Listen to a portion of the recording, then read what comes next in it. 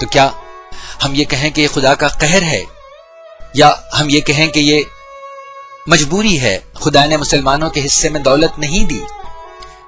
آپ کو یاد ہوگا کہ صرف سعودی عرب، ایران، عراق، متحدہ عرب امارات اور کویت کو ملا کر 700 بلین بیرلز سے زیادہ تیل کے خزانے موجود ہیں ان کے قبضے میں.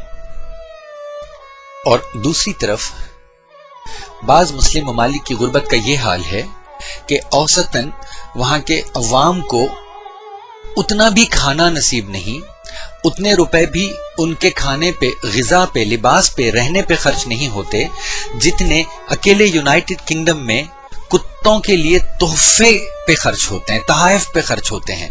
سن 2000 میں یو کے والوں نے، انگریزوں نے اپنے کتوں پہ $3.5 بلین خرچ کیے، تحائف پر، غذا پر بھی نہیں. اور یہ بجٹ بعض مسلم ممالک کی پورے ملک کی غذا کے بجٹ سے بھی زیادہ ہے. ان سوالوں کے بیچ آپ کو کہیں ہمارے گراوٹ کی وجہ بھی دکھائی دے رہی ہوگی. ہم اس پہ سر حاصل بحث کچھ دیر بات کریں گے. اسلاف پرستی اور پدرم سلطان بود یعنی ہم بابر کی اولاد ہیں، اس عادت کے خلاف شمس العلماء علامہ شبلی نعمانی نے، جب وہ علی گڑھ میں سر سید کے دوست تھے، بڑے عمدہ الفاظ میں یوں ذکر کیا ہے: سلف کا تذکرہ جو ہمت و غیرت کا ہے افسوں، ہمارے حق میں وہ سرمایہ خواب پریشاں ہے. یہ افسانے بڑھاتے ہیں ہماری نیند کی شدت، یہ افسوں حق میں اپنے اور مدہوشی کا ساماں ہے. ہمیں احساس تک ہوتا نہیں اپنی تباہی کا کہ سب پیش نظر اسلاف کی وہ شوکت و شان ہے.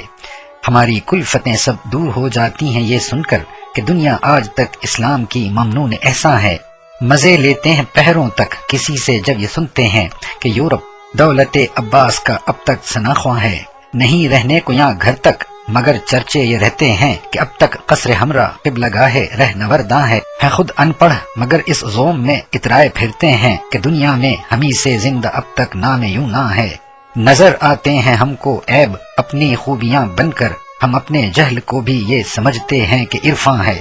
OIC ممالک میں، organization of Islamic conference countries میں 800 ملین یعنی 80 کروڑ سے زیادہ مسلمان، 80 کروڑ سے زیادہ لوگ کمپلیٹلی الٹریٹ ہیں، نابلد ہیں، وہ پڑھ ہی نہیں سکتے، لکھنا پڑھنے سے معذور ہیں. 80 کروڑ. 3 لاکھ سے کم مسلمانوں کو ہم ٹیکنیکلی سائنٹسٹ کہہ سکتے ہیں. سائنٹسٹ کا ایک لوز ڈیفینیشن ہے جن میں سائنس کی بنیادی تعلیم پوسٹ گریجویٹ لیول کی ہو اور جنہیں تھوڑی سی ریسرچ پیپر کا بھی لکھا ہو. تو ایسے سائنٹسٹ 3 لاکھ سے کم ہیں 140 کروڑ کی مسلم آبادی میں، یعنی بالفاظ دیگر 23 لاکھ لوگوں پر ایک سائنٹسٹ. امریکہ میں 380 لوگوں پہ ایک سائنٹسٹ، جاپان میں 550 لوگوں پہ ایک سائنٹسٹ آج کی دنیا میں موجود ہے. اور کیوں نہ ہو، نوبل پرائزز کا میں نے ذکر کیا، آئیے ہم کچھ دوسری قوموں کا بھی ذکر کریں، ان کا کیا حال ہے. ہم جانتے ہیں کہ مسلمانوں پر، ہمارے فلسطینی بھائیوں پر حکومت اسرائیل کی طرف سے بہت بڑی جارحیت جاری ہے، کھلا ظلم جاری ہے. ظلم ہی نہیں، تشدد ہی نہیں، بلکہ بربریت جاری ہے.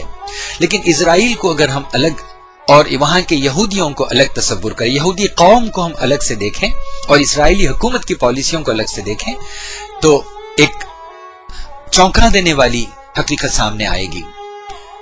کل ملا کے یہودیوں نے 161 نوبل پرائز حاصل کیے ہیں.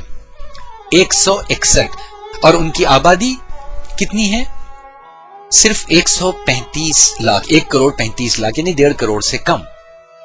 گویا 1.25 کروڑ یا 1.5 کروڑ یہودیوں میں مل کر 161 نوبل پرائزز حاصل کیے، اور ہر شعبے میں کوئی نہ کوئی یہودی نے پرائز حاصل کیا ہے.